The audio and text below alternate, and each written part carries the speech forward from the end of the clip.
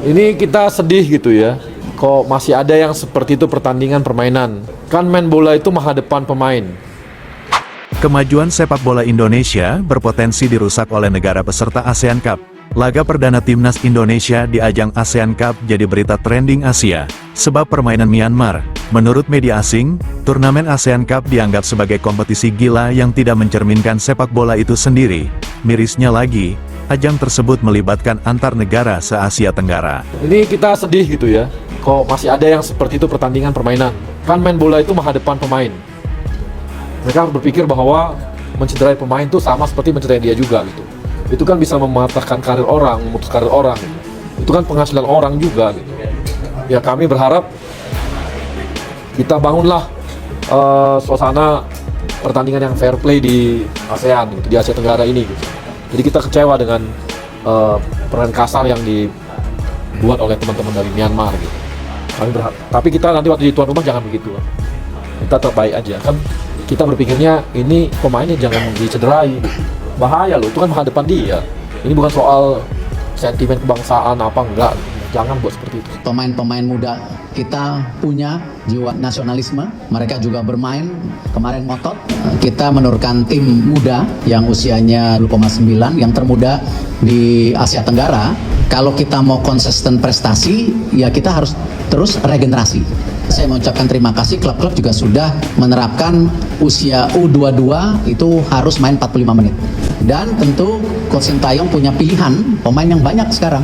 Dan saya yakin pemain-pemain muda kita punya jiwa nasionalisme, mereka juga bermain kemarin ngotot yang akhirnya menang 1-0. Dan ini juga untuk persiapan kita juga menuju SEA Games tahun depan sebagai juara bertahan. Jadi ini memang kita coba buat program yang baik, karena saya yakin membuat tim yang konsisten ya dengan prestasi yang juga baik, program PSSI-nya harus baik, pemainnya baik, pelatihnya baik, sehingga kita bisa menjadi sebuah kekuatan. Pertandingan perdana timnas Indonesia di turnamen ASEAN Cup yang mempertemukan tuan rumah Myanmar kontra Indonesia menjadi laga bergengsi bagi kedua tim. Timnas Myanmar dengan menurunkan skuad terbaiknya harus berjibaku menghadapi skuad Garuda Muda dengan didominasi pemain berusia 17 hingga 22 tahun. Sejak peluit babak pertama, jual beli serangan terjadi begitu sengit. Walau timnas Indonesia bermain dengan materi pemain muda, namun timnas Indonesia muda mampu menunjukkan kualitasnya untuk bersaing dengan para tim senior negara ASEAN. Walau Indonesia mampu menguasai jalannya pertandingan dengan penguasaan bola 59% untuk Indonesia, dan 41% untuk Myanmar, namun bukan berarti Myanmar tanpa perlawanan. Sejatinya Myanmar memiliki sejumlah peluang berbahaya yang hampir saja menjadi gol. Pertandingan yang cukup sengit tersebut bahkan diwarnai beberapa insiden kurang baik yang menunjukkan bahwa turnamen ASEAN Cup masih jauh dari kata ajang kompetitif. Melihat sejumlah kejadian yang menunjukkan pertandingan yang hampir serupa dengan Liga Tarkam, mengingat ini adalah ajang terbesar se-Asia Tenggara, terlebih saat pemain Myanmar yang melanggar Marcelino Ferdinand di dekat kotak penalti. Setelah melakukan pelanggaran, pemain Myanmar justru menendang bola yang cukup keras yang langsung diarahkan ke wajah Marcelino. Dengan beberapa kejadian kotor tersebut saat pertandingan berjalan, tentu hal itu sangat disayangkan banyak pihak. Dengan menampilkan permainan kasar yang tidak profesional, tentu pemandangan buruk tersebut sangat tidak mencerminkan sepak bola modern yang sudah berkembang, dengan mengutamakan taktikal permainan cerdas dan bersih. Kredit poin dari laga tersebut adalah keputusan tepat bagi Sintayong untuk tidak membawa skuad utama timnas Indonesia, yang dipersiapkan serta fokus untuk meraih satu tiket menuju Piala Dunia. Mengingat turnamen ASEAN Cup sangat beresiko besar terkena cedera berbahaya bagi para pemain abroad yang mengutamakan permainan sepak bola modern, dengan menerapkan taktikal serta skill tinggi dan permainan yang bersih. Sebagai puncak tertinggi dari turnamen sepak bola antar negara di ASEAN, ASEAN Championship atau yang sebelumnya kita kenal dengan AFF Cup, seharusnya setiap negara berlomba-lomba bersaing untuk ajang pembuktian, dengan menampilkan permainan elegan yang lebih enak ditonton dan menghibur. Jika itu bisa terrealisasi, tentu banyak negara belahan dunia juga akan berbondong-bondong ingin membeli hak siar serta mengikuti turnamen Asia Tenggara tersebut, sekaligus untuk mencari dan menemukan bakat baru dari Asia Tenggara yang akan direkrut di sejumlah klub besar Eropa.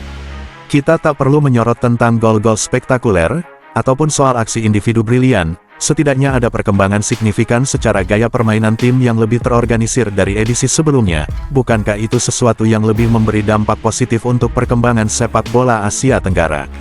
Padahal, sepak bola modern telah berkembang pesat di seluruh penjuru dunia. Di kawasan atau benua lain gaya permainan sepak bola sudah berubah lebih simpel dan elegan. Saat ini, kebanyakan tim besar dunia lebih banyak menggunakan otak ketimbang mengandalkan otot saat bermain. Lebih banyak memberikan umpan-umpan 1-2, atau umpan terobosan daripada harus adu lari dari ujung ke ujung, ataupun duel-duel keras yang justru cenderung membahayakan diri sendiri ataupun lawan. Dari banyaknya laga ASEAN Championship, tak banyak kita jumpai permainan seperti itu. Kebanyakan negara masih menerapkan gaya sepak bola primitif, duel keras di lapangan yang justru membahayakan keselamatan diri sendiri atau lawan yang seprofesi dengan mereka sebagai pemain sepak bola profesional.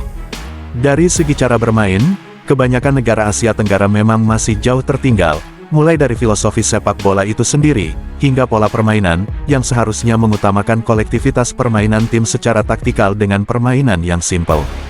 Belum lagi soal visi bermain yang cenderung tidak jelas dan tak beraturan. Praktis hanya ada 1 atau 2 tim Asia Tenggara saja yang secara permainan lebih mengutamakan sepak bola modern yang lebih enak ditonton. Dari segelintir negara Asia Tenggara tersebut, timnas Indonesia dan Thailand termasuk 2 negara yang kini sedang berkembang lebih cepat dari negara ASEAN lainnya.